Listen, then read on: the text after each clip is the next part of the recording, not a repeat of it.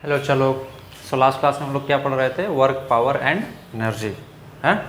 उसी को हम लोग कंटिन्यू करेंगे। लास्ट क्लास में हम लोग काफ़ी चीज़ें डिस्कस कर लिया था, थोड़ा सा रिकैप करते हैं। सो work done by any force क्या होता है? Work done bye a force क्या होता है? हम लोगों ने क्या पढ़ा था? F into S into cos theta, ये हम लोगों ने पढ़ा था। Work done bye a constant force, जहाँ पे F क्या है? फोर्स।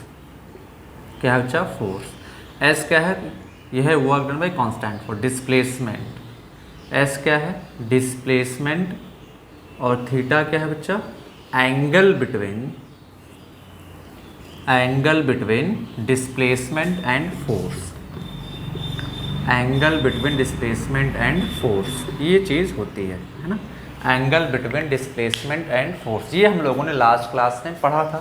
यानी कि मान लेते हैं फोर्स ऐसे लग रहा है, डिस्प्लेसमेंट ऐसे हो रहा है, तो this is the angle between displacement and force. कुछ लोगों में कन्फ्यूजन होता है कि सर डिस्प्लेसमेंट आप इधर लिए थे, फोर्स इधर लिए थे, तब एंगल था। बच्चा वो angle between force and displacement and force है, या angle between force and displacement वो थीटा, चाहे मैं ऐसे लिखूँ या ऐसे लिखूँ, बात एक ही है, दो थीटा चेंज होने वाला नहीं है। ठीक है। सो ये हम लोगों ने लास्ट क्लास में देखा था। इस पर हम लोगों ने फिर देखा था work done bye a force zero कब होगा, work done bye a force maximum कब होगा, work done bye a force negative कब होगा, ये सारी चीज़ भी हम लोगों ने देखा था, है ना। आज हम लोग थोड़ा सा क्वेश्चंस प्रैक्टिस करेंगे। ओके, क्या करेंगे बच्चा लोग? वो क्वेश्चंस प्रैक्टिस करेंगे। ओके, तो फर्स्ट क्वेश्चन, वर्क डन का हम लोगों ने यूनिट बता दिया था। एसआई यूनिट क्या होता है? जूल। सीजीएस यूनिट क्या होता है? अर्ग। यूनिट बता दिया था।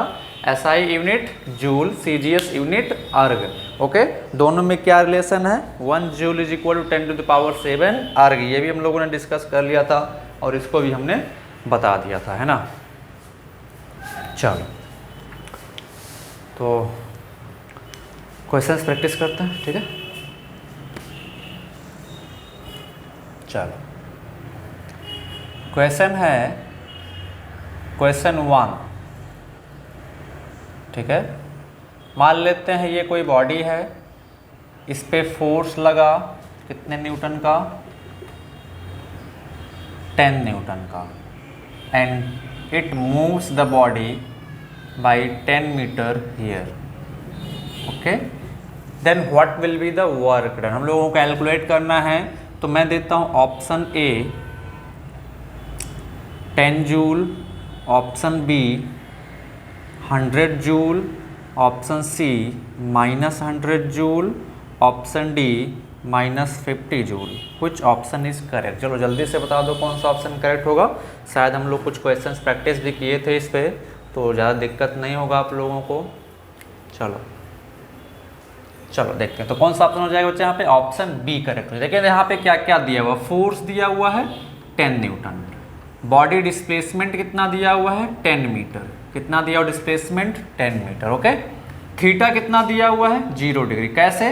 डिस्प्लेसमेंट भी इधर ही की तरफ हुआ है, बॉडी ऐसे मूव किया है, फोर्स भी उधर ही की तरफ लगा है, फोर्स भी ऐसे लग रहा है, तो यहाँ पे थीटा कितना बच्चा? 0। दोनों का फोर्स और डिस्प्लेसमेंट का डायरेक्शन सेम है।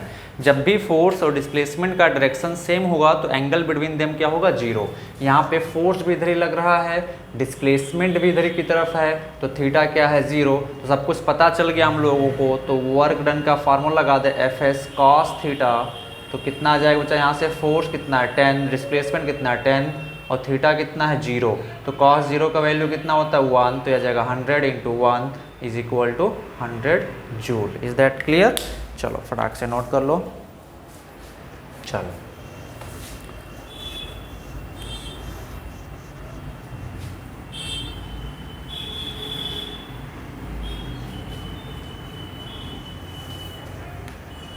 Next question,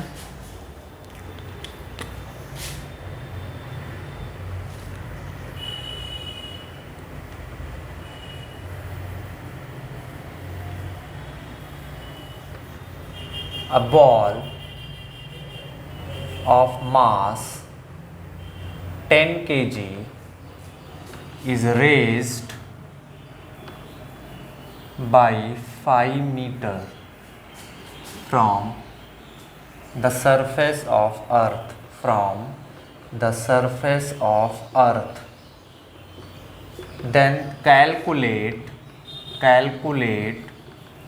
work done by gravity, work done by gravity, work done by gravity. Option A 50 joule, option B -50 joule, option C 100 joule, option D none of these. Okay, ये question, चलो मैं इस question को बताता हूँ, आप लोगों को समझाता हूँ। देखें है क्या, मान लेते हैं ग्राउंड है, क्या बच्चा, ग्राउंड है। यहाँ पे कोई ऑब्जेक्ट रखा हुआ है और इस ऑब्जेक्ट का मास कितना है 5 kg। इसको रेज किया गया ऊपर कितना हाइट तक, 5 मीटर तक, ऐसे यहाँ तक लाएगा। इसको रेज करके ऊपर की तरफ कितना बच्चा, 5 मीटर। कितना रेज किया गया इसको, S = 5 मीटर। तो what will be displacement, 5 metre. यहाँ से यहाँ तक का डिस्टेंस। हमसे पूछा गया वर्क डन बाय ग्रेविटी, तो ग्रेविटेशनल फोर्स किधर लग रहा है बच्चा, बताओ। ग्रेविटेशनल फोर्स नीचे लगेगा कितना, mg। अब मेरे को बताओ, बॉल ऊपर जा रहा है, फोर्स नीचे लग रहा है, ग्रेविटेशनल फोर्स, डिस्प्लेसमेंट ऐसे ऊपर की तरफ है, फोर्स नीचे की तरफ। भाई जब ऊपर ले जा रहा होगा तो किसी भी पॉइंट पे ग्रेविटेशनल फोर्स किधर लग रहा है, नीचे। ग्रेविटेशनल फोर्स नीचे लग रहा है, बॉल ऊपर जा रहा है, तो डिस्प्लेसमेंट का डायरेक्शन ऊपर, बॉल नीचे, यानी कि डिस्प्लेसमेंट का डायरेक्शन ये हो गया। और बॉल पे जो mg ग्रेविटेशनल फोर्स लग रहा है नीचे लग रहा है, दोनों अपोजिट डायरेक्शन में लग रहा है, तो थीटा कितना आ जाएगा, 180 डिग्री। तो आप इस चीज़ को नोट कर लें कि इफ़ पहला displacement and force, if displacement and force will be in opposite direction, will be in opposite direction, if displacement and force will be in opposite direction, तो थीटा कितना आ जाएगा हमारा, 180 डिग्री। और दूसरा, अगर दोनों सेम डायरेक्शन में है, डिस्प्लेसमेंट एंड फोर्स, दोनों के बीच एंगल क्या आ जाएगा, 0 degree. If displacement and force will be in same direction, will be in same direction, will be in same direction, then theta will be 0 degree। तो यहाँ पे क्या पूछा गया है, the important thing is work done by gravity पूछा गया है, यानी ग्रेविटेशनल फोर्स कितना वर्क कर रहा है। तो ग्रेविटेशनल फोर्स नीचे लग रहा है, बॉल ऊपर जा रहा है, दैट मीन डिस्प्लेसमेंट बॉल का ऊपर की तरफ, ग्रेविटेशनल फोर्स नीचे, तो थीटा कितना आ जाएगा, 180 डिग्री। तो यहाँ पे हमको क्या क्या दिया हुआ बच्चा, फोर्स दिया हुआ है कितना, mg, डिस्प्लेसमेंट s कितना दिया हुआ है, 5 मीटर, वर्क डन थीटा कितना दिया हुआ है, 180 डिग्री। तो हमको क्या निकालना है बच्चा, वर्क डन। सो वर्क डन क्या आ जाएगा, fs cos theta, put the value. So work done कितना आ जाएगा, mg इंटू एस का वैल्यू 5 इंटू कॉस 180, सारा चीज़ रख देते हैं। मास कितना है 5 इंटू जी का वैल्यू कितना है 10, जी का वैल्यू कितना है 10, ठीक है। मास है 5 kg ना, ओ सॉरी मास है 10 kg, सॉरी मास 10 kg, जी का वैल्यू मैं 10 ले लेता हूँ, डिस्प्लेसमेंट 5 मीटर इंटू कॉस 180 का वैल्यू -1, तो कितना आ जाएगा यहाँ से -500 जूल। कितना आ जाएगा बच्चा, -500 जूल। तो विच ऑप्शन करेक्ट हो जाएगा में से, नन ऑफ दीज। कौन सा ऑप्शन करेक्ट हो जाएगा, नन ऑफ दीज। कौन, ओके, -500 जूल। कितना वर्क करना पड़ा, वर्क ग्रेविटी ने कितना वर्क किया, -500 जूल। ओके, अब देखें इस बॉल पे जो इसको उठा रहा होगा, वो कुछ अलग वर्क किया होगा, +500 जूल किया होगा, बट हमसे वो नहीं पूछा। हमसे क्या पूछा गया, वर्क डन बाय ग्रेविटी। तो जिस फोर्स के लिए वर्क डन हमसे पूछा जाएगा, हम उस फोर्स के लिए निकालेंगे, ठीक है। चलो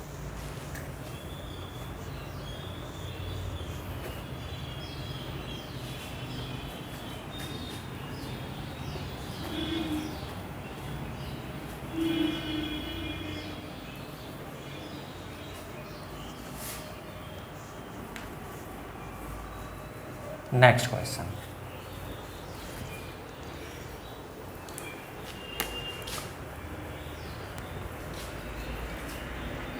चलो next question, a ball is dropped from a height of 10 metre and it falls on the ground.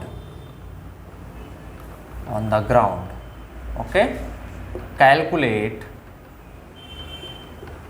work done by the gravitational force.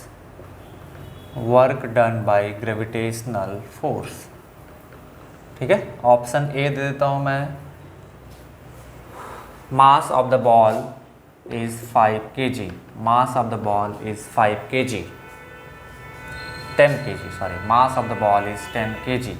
Option A 100 joule. Option B -100 joule. Option C 1000 joule.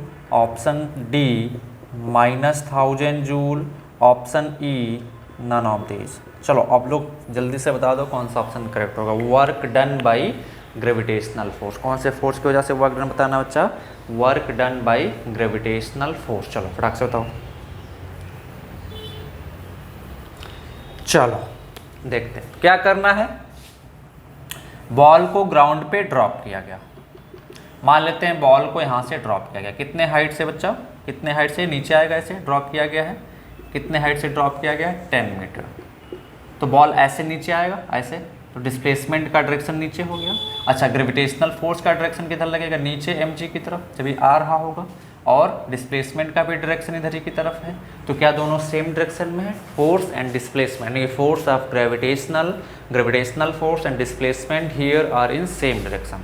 In which direction? Here are in same direction. तो same direction में है तो theta कितना आ जाएगा? 0. Force कितना लग रहा है बच्चा ग्रेविटी का? mg. डिस्प्लेसमेंट कितना हो रहा है जब यहाँ से यहाँ पहुँचेगा? कितना नीचे फॉल हो रहा है? 10 metre. So 10 metre. Now calculate. Everything is known. Just put the values in the formula. So work done क्या आ जाएगा? F into S into cos theta.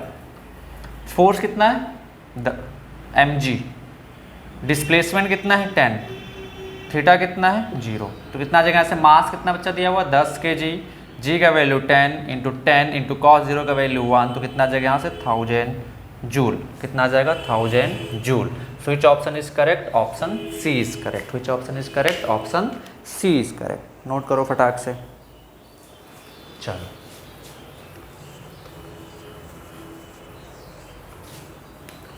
Next question.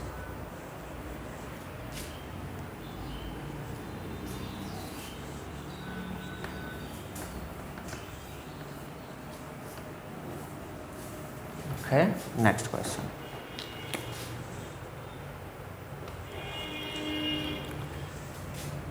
ये एक बॉल है, ऑब्जेक्ट.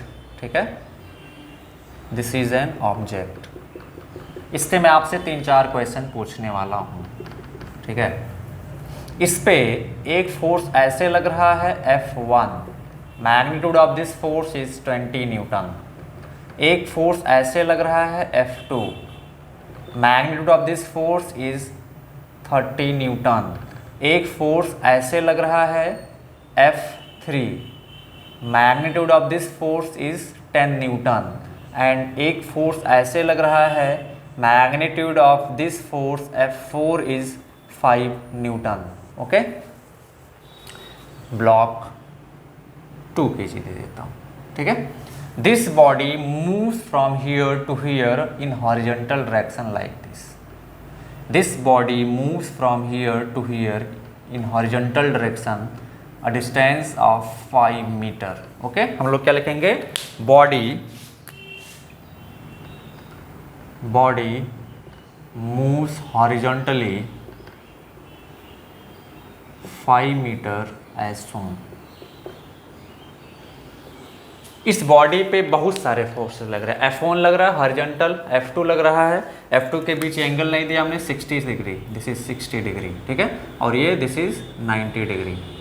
ठीक है, ऐसे लग रहा है. समझ पा रहे हो क्वेश्चन का फ्रेम? समझ पा रहे हो? बॉडी पे बहुत सारे फोर्सेस लग रहे हैं और बॉडी ऐसे ऐसे ऐसे ऐसे ऐसे ऐसे ऐसे चलते हुए यहाँ पहुँच गई. तो हमको क्या बताना? Work done. My first question is question 1. My first question is work done by F1. Work done by F1. My first question is work done by F1.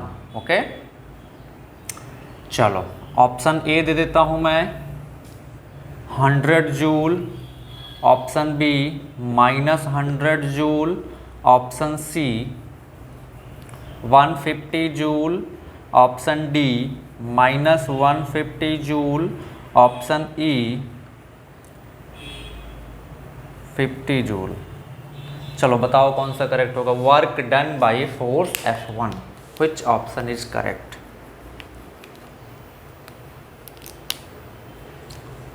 तो कौन सा करेक्ट होगा बच्चा? ऑप्शन ए करेक्ट होगा। किसकी वजह से निकालना बच्चा? वो सबसे पहले हम लोग देखें, सॉल्व करेंगे, बहुत सारे फोर्सेस लग रहे हैं इस पे, 4 फोर्सेस लग रहे हैं, लेकिन हमको पहले क्या कैलकुलेट करना? Work done by F1। तो मैं सिर्फ किसके लिए कैलकुलेट करूंगा? F1 के लिए कैलकुलेट करूंगा। तो ध्यान से देखें, वर्क डन होता क्या है? F into S into cos theta, simple. अब हम लोगों को पहले F1 के लिए कैलकुलेट करना। तो यहाँ पे फोर्स कितना दिया बच्चा? F is equal to F1। कितना है F1 का मैग्नीट्यूड? 20 न्यूटन। बॉडी यहाँ से ऐसे चलते हुए यहाँ पहुँच गई, यानी कितना डिस्प्लेसमेंट हुआ? 5 मीटर। ठीक है। थीटा कितना है मेरे को बताओ? क्या F1 और डिस्प्लेसमेंट दोनों का डायरेक्शन सेम है? F1 भी इधर ही लग रहा है हॉरिजॉन्टली और डिस्प्लेसमेंट भी उधर ही की तरफ हुआ है, तो दोनों के बीच थीटा कितना यहाँ पे? 0। तो कितना आ जाएगा यहाँ से? थीटा 0। तो वर्क डन क्या आ जाएगा? फार्मूला रख दो, F1 20, डिस्प्लेसमेंट 5 इंटू कॉस 0, तो कितना आ जाएगा बच्चा? 100 जूल। तो विच option is correct? Option A is correct. Which option is correct? Option A is correct. इस चीज का ध्यान रखेंगे, पहले हमको वर्क डन बाय F1 निकालना है, तो मैं सिर्फ क्या देखूंगा? फोर्स का मैग्नीट्यूड, F1 के फोर्स का मैग्नीट्यूड, और दूसरा क्या देखूंगा? डिस्प्लेसमेंट, और तीसरा क्या देखूंगा? दोनों के बीच एंगल क्या। रेस्ट ऑफ द फोर्सेज मैं भूल जाऊंगा, मुझे पता ही नहीं कि F2 F3 F4 लग भी रहा है या नहीं। जब मैं F1 के लिए कैलकुलेट करूंगा वर्क डन बाय F1, तो सिर्फ और सिर्फ किस पे फोकस करना है? F1 पे। देखना है F1 का मैग्नीट्यूड कितना है, बॉडी का डिस्प्लेसमेंट कितना है, और F1 और डिस्प्लेसमेंट के बीच एंगल कितना है। ओके, तो एक एक फोर्स पे देखना। ऐसे अगर मैं F2 के लिए वर्क डन कैलकुलेट करूंगा तो सिर्फ F2 को देखूंगा, अगर मैं F3 के लिए कैलकुलेट करूंगा तो मैं सिर्फ F3 का देखूंगा, अगर मैं F4 का लिए कैलकुलेट कर रहा हूं तो सिर्फ और सिर्फ मैं किसका देखूंगा बच्चा? F4 का देखूंगा। ठीक है, तो ये आ गया हमारा F1, work done by F1। Next let's calculate work done by F2। Next question, work done by F2। Work done by F2, option A 100 joule, option B 150 joule, option C 75 joule, option D -150 joule, option E none of this. चलो फटाक से बताओ work done by F2 क्या होगा, जल्दी से बताओ। Work done by F2।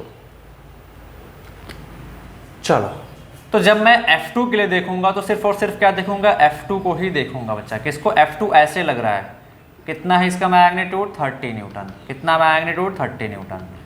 Okay, और बॉडी में डिस्प्लेसमेंट इधर की तरफ कितना हुआ? मास वास से कोई मतलब है नहीं यहाँ पे, 2 kg। ठीक है, डिस्प्लेसमेंट कितना हुआ बच्चा? 5 मीटर, हॉरिजॉन्टल डायरेक्शन वैसे। ठीक है, एंगल कितना है यहाँ पे? 60 डिग्री। तो F का मैग्नीट्यूड कितना दिया हुआ? F2 and that is 30 newton. Displacement S is 5 metre. Angle between force and displacement, force ये है, डिस्प्लेसमेंट का डायरेक्शन ये हो जाएगा, कितना थीटा हो जाएगा? 60 डिग्री। सो वर्क डन कितना आ जाएगा बच्चा? F into S into cos 60। तो कितना आ जाएगा? फोर्स F का वैल्यू कितना? 30, डिस्प्लेसमेंट इज 5 इंटू कॉस 60, तो कितना आ जाएगा यहाँ से? 150 इंटू कॉस 60 का वैल्यू 1/2, तो कितना आ जाएगा बच्चा? 75 joule. Which option is correct? Option C is correct. Which option is correct? Option C is correct. Note करो फटाक से, option C is correct. Okay, चलो अब आते हैं हम लोग work done by F3। Let's calculate work done by F3। Work done by F3, चलो तुम्हें लोगों को कैलकुलेट करना है। Option A 50 joule, option B -50 joule, option C 0 joule, option D none of this. चलो फटाक से बता दो कौन सा होगा, बिना देर किए। तुम लोग बता सकते हो भाई, बिना देर किए हुए फटाफट बता दो कौन सा होगा। तो कौन सा होगा इस बार? 0 जूल होगा। कौन सा जूल होगा बच्चा? 0 जूल होगा। जैसे ध्यान से देखिए, जब हम लोग F3 के लिए कैलकुलेट करेंगे तो सिर्फ और सिर्फ मैं किस पे फोकस करूंगा? F3 फोर्सेस पे, बाकी सारे फोर्सेस को भूल जाऊंगा मैं। डिस्प्लेसमेंट के तो वही सभी के लिए रहेगा 5 मीटर, क्योंकि ब्लॉक ही 5 मीटर मूव किया है। F3 कैसे लग रहा है? ऐसे ध्यान से देखो, ऊपर की तरफ लग रहा है, कितना? 10 न्यूटन, है ना। और डिस्प्लेसमेंट कैसे हुआ? ऐसे हॉरिजॉन्टल हुआ है, इधर की तरफ डिस्प्लेसमेंट हुआ हॉरिजॉन्टली। तो एंगल कितना दिख रहा है यहाँ पे इस बार दोनों के बीच, फोर्स एंड डिस्प्लेसमेंट के बीच? 90 डिग्री दिख रहा है। एंगल कितना दिख रहा है? 90 डिग्री। तो यहाँ पे हमको क्या दे दिया? फोर्स दे दिया F is equal to F3 that is 10 newton, displacement S is equal to 5 metre and theta between force and displacement is 90 degree. So work done will be force into displacement into cos theta. So force is 10, displacement is 5 into cos 90, value of cos 90 is 0. So 50 into 0 will be 0 joule, will be 0 joule. So which option is correct? Option C is correct. और वैसे भी हम लोग बता चुके हैं, अगर displacement और फोर्स परपेंडिकुलर होते हैं तो वो फोर्स कोई वर्क नहीं करता है। दैट मीन्स अगर कोई फोर्स डिस्प्लेसमेंट के परपेंडिकुलर लग रहा है, अगर फोर्स डिस्प्लेसमेंट के परपेंडिकुलर लग रहा है तो वो फोर्स कोई वर्क नहीं करता है। हम लोग लास्ट क्लास, पहले क्लास में देख चुके हैं। जैसे इस केस में ये फोर्स डिस्प्लेसमेंट के परपेंडिकुलर लग रहा है, displacement direction of displacement is towards horizontal direction, force is acting at the angle of 90 degree to the displacement, so work done by this force will be 0। Okay, हम लोग पढ़ चुके थे, ठीक है। तो कोई ऐसे भी देख के बता सकता था सर F3 तो डिस्प्लेसमेंट के 90 परपेंडिकुलर लग रहा तो वर्क डन तो 0 होगा ही। Let's discuss about work done by, let's discuss about work done by which force? F4, work done by F4। Okay, तो चलो बताओ। Option A 100 joule, option B 25 joule, option C -25 joule, option D -100 joule, option E -50 joule. चलो बताओ, work done by F4, अब work done by F4 फटाक से बता दो। चलो देखते हैं, ठीक है। तो क्या करना है बच्चा? ये हमारा बॉडी है, बॉडी किधर की तरफ डिस्प्लेस हो रहा है? यहाँ से यहाँ पहुँच गया, यानी डिस्प्लेसमेंट इसका इधर की तरफ हॉरिजॉन्टल डायरेक्शन में कितना है डिस्प्लेसमेंट इसका? 5 मीटर, है ना। डिस्प्लेसमेंट का डायरेक्शन ये हो गया S। फोर्स किधर लग रहा है? इधर, ऐसे इधर लग रहा है F4, कितने का? 5 न्यूटन का। तो क्या फोर्स और डिस्प्लेसमेंट अपोजिट डायरेक्शन में है? हाँ सर बिल्कुल। डिस्प्लेसमेंट इधर है, फोर्स इधर है, दोनों के बीच एंगल कितना आ जाएगा? 180 डिग्री। तो फोर्स और डिस्प्लेसमेंट जब भी अपोजिट लगेंगे तो दोनों के बीच एंगल कितना होगा? 180 डिग्री। तो सब कुछ पता हम लोगों को, यहाँ पे F is equal to F4 पता है, दैट इज़ 5 न्यूटन, और हमको क्या पता है? डिस्प्लेसमेंट पता है, that is 5 metre, and theta पता है, that is 180 metre. So work done क्या आ जाएगा बच्चा? F into S into cos theta. So कितना जाएगा? फोर्स कितना है? 5, डिस्प्लेसमेंट भी है 5 इंटू कॉस 180 डिग्री, सो ये आ जाएगा 25 into -1 is equal to -25 joule, -25 joule. So कौन सा ऑप्शन करेक्ट है बच्चा? Option C is correct. Which option is correct? Option C is correct. तो यहाँ पे हमने सभी के लिए फोर्स निकाल लिया। ओके, F1 का वर्क डन निकाल लिया, F2 का वर्क डन निकाल लिया, F3 का वर्क डन निकाल लिया, F4 का वर्क डन निकाल लिया। अब मैं अगर यहाँ से पूछूं what is net work done on the body, what is net work done on the body. वैसे आप ये चीज़ आपको नहीं पढ़ना है, थोड़ा सा 11th स्टैंडर्ड की है ये चीज़, मतलब इस टाइप का प्रॉब्लम, बट कोई दिक्कत नहीं, आप समझ सकते हो, ठीक है। अगर मैं पूछता what is net work done, तो नेट वर्क डन आप लोग क्या लिखते? सारे वर्क डन को हम लोग क्या करते? साइन के साथ ऐड कर लेते। Work done by force F1 plus work done by force F2 plus work done by force F3 and plus work done by force F4। सारे फोर्सेस को साइन, वर्क डन को साइन के साथ add कर लेते, हमको क्या मिल जाता? Net work done. ओके, तो हमने ये जैसा आपको एक एग्जांपल दिया कि अगर एक बॉडी पे बहुत सारे फोर्सेस लग रहे हो, बॉडी किसी एक तरफ डिस्प्लेस हो रही हो तो वर्क डन हम लोग सभी फोर्सेस के लिए कैसे कैलकुलेट करेंगे। फार्मूला वही है, कॉन्सेप्ट वही है, बस हम लोग को क्या देखना है, जिस फोर्स के लिए कैलकुलेट करना है उस फोर्स को देखना है, उसका डायरेक्शन देखना है, डिस्प्लेसमेंट का डायरेक्शन देखना है, दोनों के बीच एंगल देखना है, फिर आसानी से हमको कैलकुलेट कर लेना। ओके, चलो नेक्स्ट क्वेश्चन हम लोग स्टार्ट करते हैं।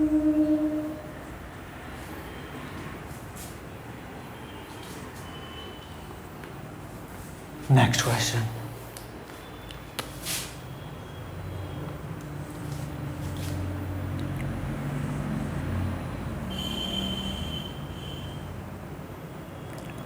A B C, this angle is 30 degree, ठीक है, this angle is 30 डिग्री।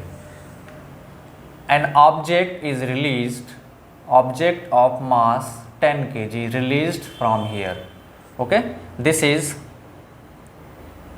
यहाँ पे आपको दे दिया है mass of the object 10 kg, AC is equal to 5 metre, AC is equal to 5 metre, okay, ये फिक्स्ड है।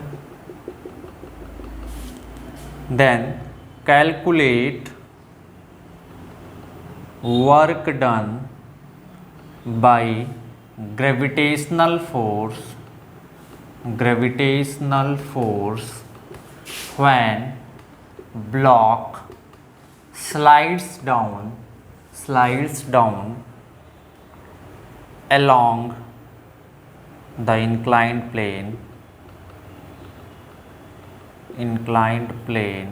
AC, okay, work done by gravitational force when block slides down along the inclined plane AC, okay. Option दे देता हूं मैं, option A 50 joule, option B 500 joule, option C 250 joule, option D -500 joule, option E none of this. चलो बताओ फटाक से, work done by gravity, क्या बताना है, वर्क डन बाय ग्रेविटी, जब ये बॉल ऐसे स्लाइड करते हुए आएगा। चलो फटाक से बता दो, व्हिच ऑप्शन इज करेक्ट, फटाफट, व्हिच ऑप्शन इज करेक्ट। चलो देखते हैं, तो मेरे को बताओ ये ऑब्जेक्ट है, इस पे ग्रेविटेशनल फोर्स किधर लगेगा, नीचे लगेगा ऐसे, this is gravitational force mg। Ball ये किधर स्लाइड, ऑब्जेक्ट ऐसे स्लाइड करते हुए AC तक आएगा, A तक, C से A तक आएगा, नहीं पूरा स्लाइड करेगा, तो डिस्प्लेसमेंट किधर हो, जिधर ब्लॉक मूव कर रहा है ऐसे इधर की तरफ, this will be the direction of displacement. अरे भाई ऑब्जेक्ट ऐसे मूव करके यहाँ पहुंचेगा ना, this is final initial, this is final, so what is displacement, इस लाइन को ज्वाइन कर दो, ये हो जाएगा हमारा डिस्प्लेसमेंट का डायरेक्शन। तो ये डिस्प्लेसमेंट का डायरेक्शन हो गया, ये फोर्स का डायरेक्शन, ग्रेविटेशनल फोर्स है ना, तो ग्रेविटेशनल फोर्स नीचे लगेगा, तो ग्रेविटेशनल फोर्स। अब मेरे को बताओ ये फोर्स है, ये डिस्प्लेसमेंट है, दोनों के बीच कितना एंगल होगा, ये 30 है, ये 90 है, तो कितना आ जाएगा 60, बस क्वेश्चन खत्म। आपको यहाँ पे दे दिया, आपको फोर्स क्या दे दिया बच्चा, mg, डिस्प्लेसमेंट कितना दे दिया, AC, और वो कितना AC 5 मीटर, बहुत आसान कर दिया हमने, ठीक है। और थीटा कितना दे दिया, फोर्स और डिस्प्लेसमेंट के बीच, दिस मच 60 डिग्री, है ना। तो वर्क डन निकालना, निकाल लो, F into S into cos theta. तो फोर्स कितना है वो देखो, mg इंटू डिस्प्लेसमेंट कितना है 5 इंटू cos 60, मास कितना है बच्चा 10 kg, g का वैल्यू मैं 10 ले लेता हूँ, इंटू 5 इंटू cos 60 का वैल्यू हाफ, तो यहाँ से कितना आ जाएगा, ये 5 से खत्म हो जाएगा, कितना आएगा 250 जूल, कितना आ जाएगा बच्चा 250 joule. So which option is correct, option C is correct, which option is correct, option C is correct, which option is correct, option C is correct, note कर लो। चलो नेक्स्ट क्वेश्चन,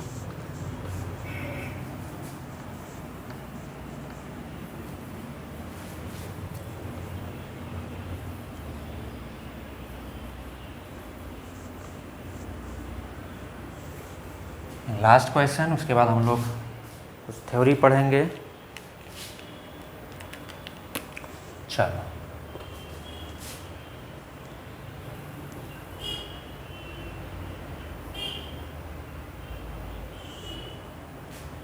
क्वेश्चन क्या है, right down some example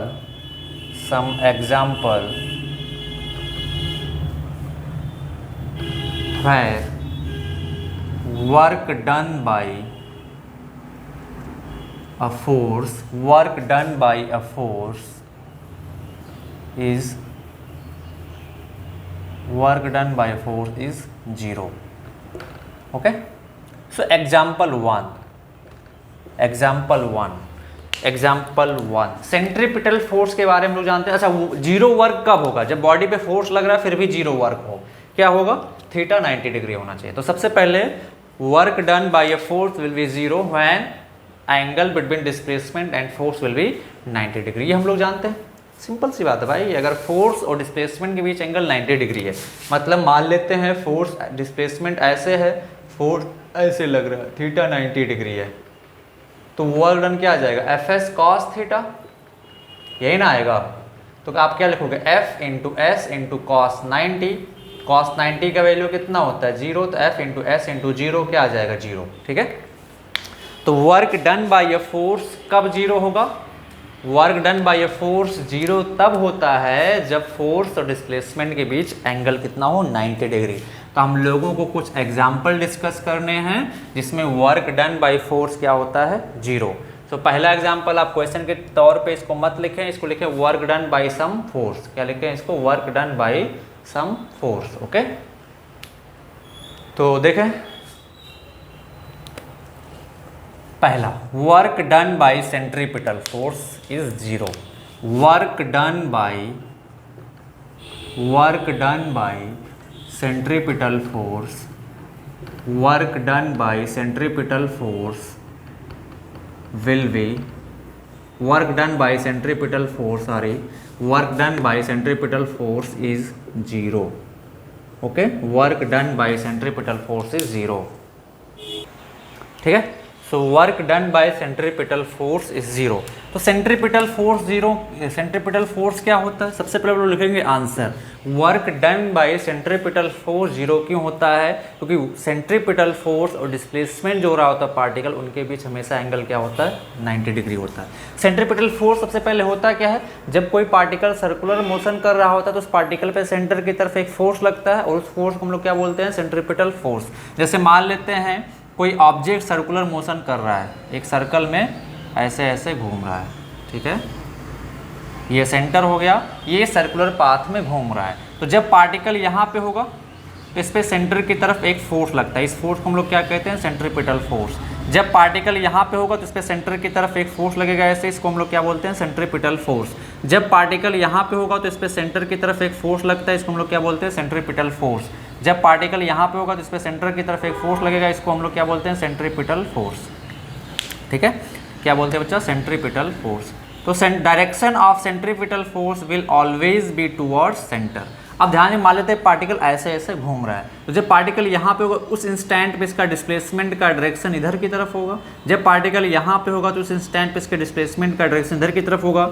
जब particle यहाँ पे होगा तो इसके डिस्प्लेसमेंट का डायरेक्शन इधर की तरफ होगा। जब पार्टिकल यहाँ पे होगा तो उसके डिस्प्लेसमेंट का डायरेक्शन क्या होगा? इधर की तरफ होगा।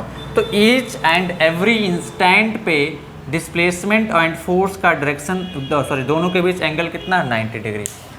यहाँ पे भी सेंट्रीपिटल फोर्स डिस्प्लेसमेंट के बीच एंगल 90 डिग्री, यहाँ पे भी सेंट्रीपिटल फोर्स एंड डिस्प्लेसमेंट के बीच एंगल 90 डिग्री, यहाँ पे भी force centripetal force and displacement के बीच एंगल 90 डिग्री, यहाँ पे भी force centripetal force and displacement के बीच एंगल क्या है? 90 डिग्री। तो हमेशा जब एंगल 90 डिग्री है तो वर्क डन क्या आ जाएगा? 0। हम लोग क्या लिखेंगे? Work done by centripetal force is always 0, always 0। Okay, इसका रीजन क्या है? ऑलवेज 0। ओके, तो हम लोग क्या लिखेंगे बच्चा लोग आंसर में कि as centripetal force and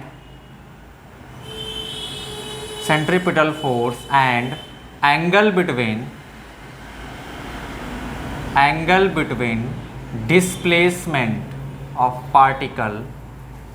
displacement of particle at any instant will be 90 degree. That's why work done by centripetal force will always be 0। भाई हमेशा जब आप 90 डिग्री पे लगेगा तो वर्ड हमेशा क्या होगा? 0। ये हमने समझा दिया बढ़िया से, आपको नोट कर लो। चलो भाई नेक्स्ट एग्जाम्पल पे आते हैं।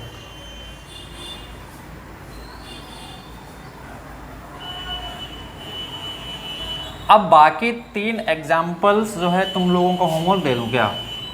बाकी 3 एग्जाम्पल्स तुम लोगों के लिए होमवर्क दे दूं। नेक्स्ट एग्जाम्पल देखो, मान लेते हैं ये ब्लॉक ऐसे मूव कर रहा है, ब्लॉक ऐसे मूव कर रहा है इधर की तरफ डिस्प्लेसमेंट, तो इस पे नॉर्मल रिएक्शन किधर की तरफ लगेगा? ऐसे ऊपर की तरफ। या सिंपल बोलूं ग्रेविटेशनल, ये नॉर्मल रिएक्शन हो गया एन जिसको कहते हैं, ग्रेविटेशनल फोर्स ऐसे नीचे लगेगा, है ना। डिस्प्लेसमेंट का डायरेक्शन ऐसे इधर की तरफ है। आप बहुत सारे एग्जाम्पल दे सकते हो, ठीक है। तो मेरे को बताओ यहाँ पे वर्क डन बाय नॉर्मल क्या होगा? अब आप लोग एक्सप्लेन कर रहे हैं ना, work done by normal here, work done by normal force here, normal force पहला, एंड दूसरा work done by gravity here, work done by gravity here, क्या होगा मेरे को बताओ। चलो देखो ध्यान से, क्या है? नॉर्मल फोर्स ऐसे लग रहा है, डिस्प्लेसमेंट इधर की तरफ है, एंगल कितना है दोनों के बीच? 90 डिग्री। तो work done by normal force भी क्या है यहाँ पे? 0। Work done by normal force क्या है? 0। वर्क डन बाय ग्रेविटी यानी कि mg वाला फोर्स कितना होगा यहाँ पे? 0 होगा, क्योंकि ध्यान से देखें mg तो नीचे लग रहा है, डिस्प्लेसमेंट किधर हो रहा है? बॉल का इधर की तरफ हो रहा है, दोनों के बीच एंगल कितना है? 90 डिग्री। तो फिर से वर्क डन क्या आ जाएगा? 0। तो ऐसे में केसेस देके आपसे पूछ सकता हूं कि बताएं वर्क डन किसके द्वारा 0 होगा, किसके द्वारा 0 नहीं होगा, ठीक है। बहुत सारे एग्जाम्पल दिए जा सकते हैं, ठीक है।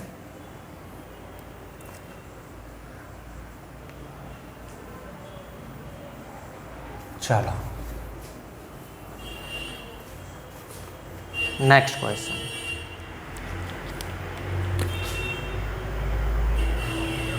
discuss a case where there is no displacement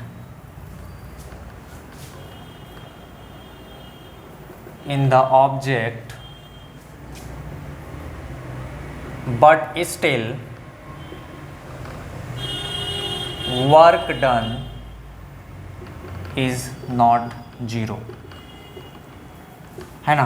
discuss a case where there is no displacement in the object but still work done is not 0। तो बेसिक कंफ्यूजन क्या होता है बच्चा लोगों के माइंड में कि जो वर्क डन है वो होता है F into S into cos theta. तो अगर यहां से मान लो फोर्स लग रहा है, डिस्प्लेसमेंट 0 हो जाए तो वर्क डन क्या आ जाएगा? 0।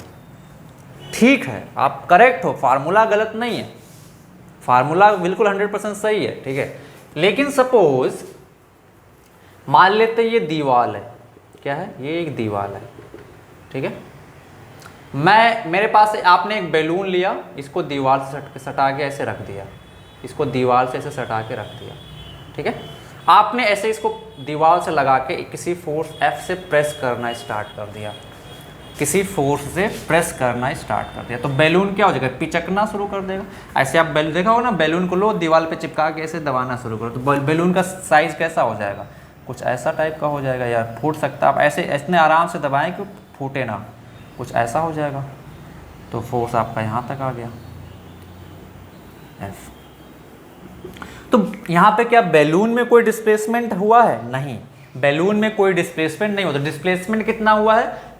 Point of application of force. Initially आपने फोर्स यहाँ पे अप्लाई किया और point of application of force अभी यहाँ पहुँच गया, इतना point of application of force displace हो गया।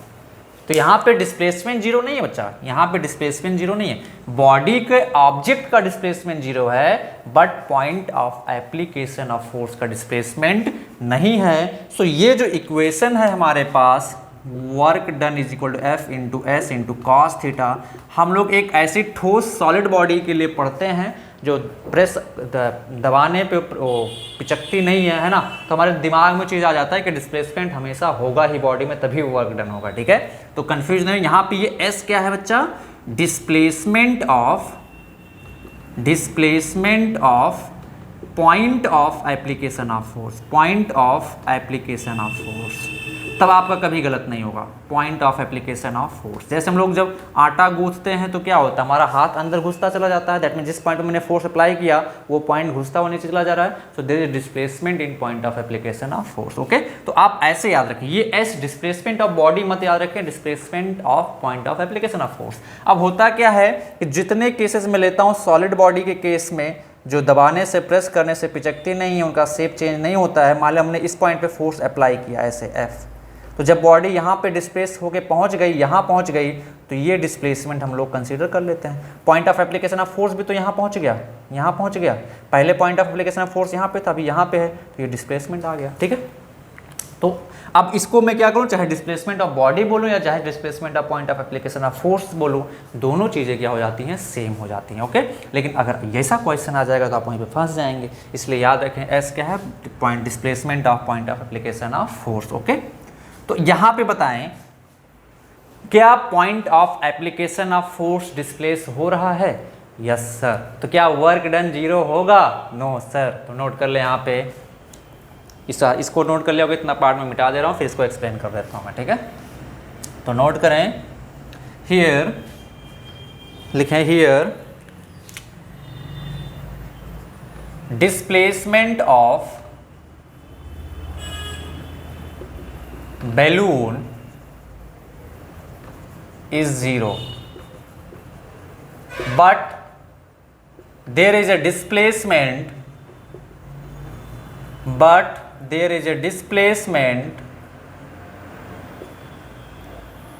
of the point of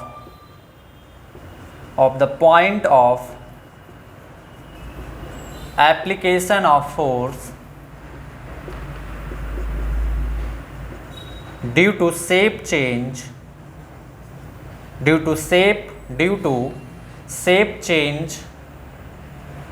of balloon. That's why work done by force F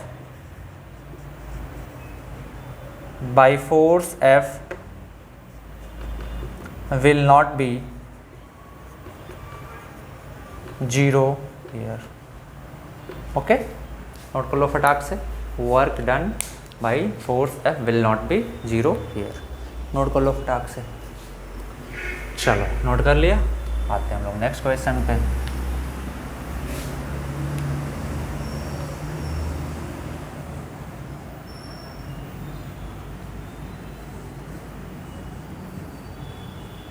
चलो next question,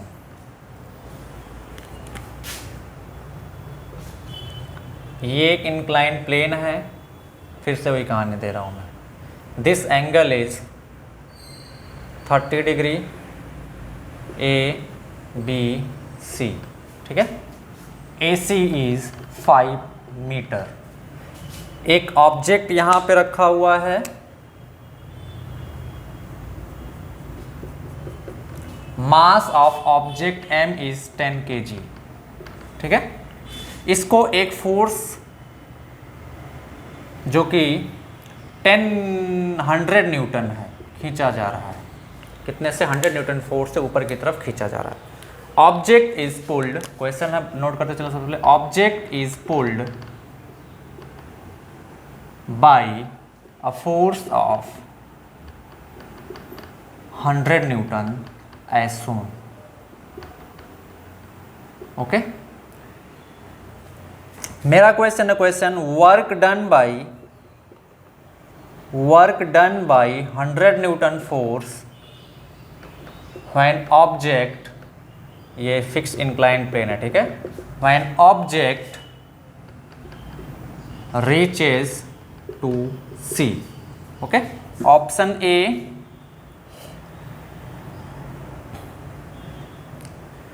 250 joule, option B 500 joule, option C -500 joule, option D -250 joule, option E none of this. चलो, work done by 100 newton force, फटाक से बता दो, फटाक से work done by 100 newton force. तो कितना आ जाएगा बच्चा? 500 जूल। कितना आ जाएगा? 500 जूल। अरे भाई मेरे को बताओ, ऑब्जेक्ट इधर की तरफ खींचा जा रहा है ना, तो ऑब्जेक्ट का डिस्प्लेसमेंट भी तो ऐसे होगा, ऐसे। जब ए से सी पहुंचेगा तो डिस्प्लेसमेंट का डायरेक्शन यही है। फोर्स 100 न्यूटन है, तो वर्क डन बाई कितना आ जाएगा? Force F into S into cos theta. मैं बहुत सारा क्वेश्चन करा चुका हूँ। फोर्स कितना? 100 न्यूटन। डिस्प्लेसमेंट कितना है? ए से सी तक जाएगा जब 5 मीटर, इंटू थीटा कितना है दोनों के बीच? भाई 100 न्यूटन फोर्स भी ऐसे लग रहा है, डिस्प्लेसमेंट भी इधर ही की तरफ है, तो थीटा कितना है यहाँ पे? 0, तो cos 0, तो कितना आ जाएगा? 500, cos 0 का वैल्यू 1, तो कितना आ जाएगा? 500 joule. So option B is correct. Which option is correct? Option B is correct. Confuse किया तुम लोगों को, कुछ लोग लगा दिए होंगे उल्टा सीधा। चलो नेक्स्ट क्वेश्चन, इसी में मैं नेक्स्ट क्वेश्चन आपसे पूछूंगा, इसी में मैं आपसे नेक्स्ट क्वेश्चन पूछूंगा। नेक्स्ट क्वेश्चन क्या है? Work done by gravitational force when object reaches to C.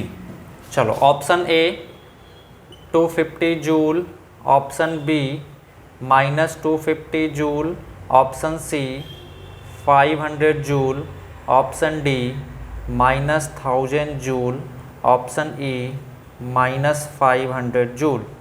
चलो फटाक से बताओ, work done by gravity, work done by gravity, ठीक है, वर्क डन बाय ग्रेविटी। ये फोर्स लग रहा था, दिखा देता हूँ मैं, वर्क डन बाय ग्रेविटी। चलो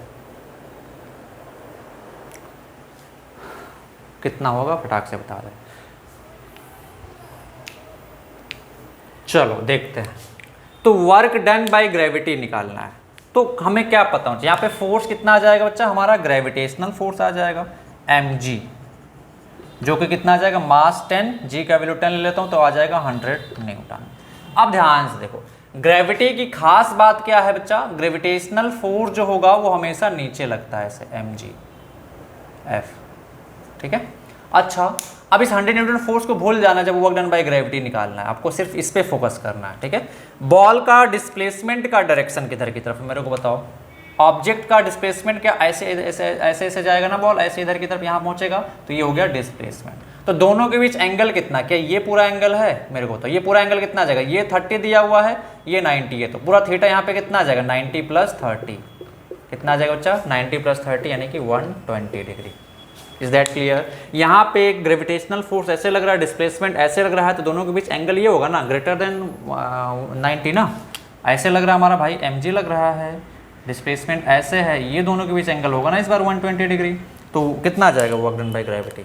simple, force into S into cos theta, सारा वैल्यू रखें, f कितना? 100, डिस्प्लेसमेंट कितना? यहाँ से यहाँ पहुँचेगा 5 इंटू कॉस 120। अब कॉस 120 का वैल्यू होता है -½ तो 100 इंटू 5 इंटू -½ तो कितना आ जाएगा यहाँ से बच्चा?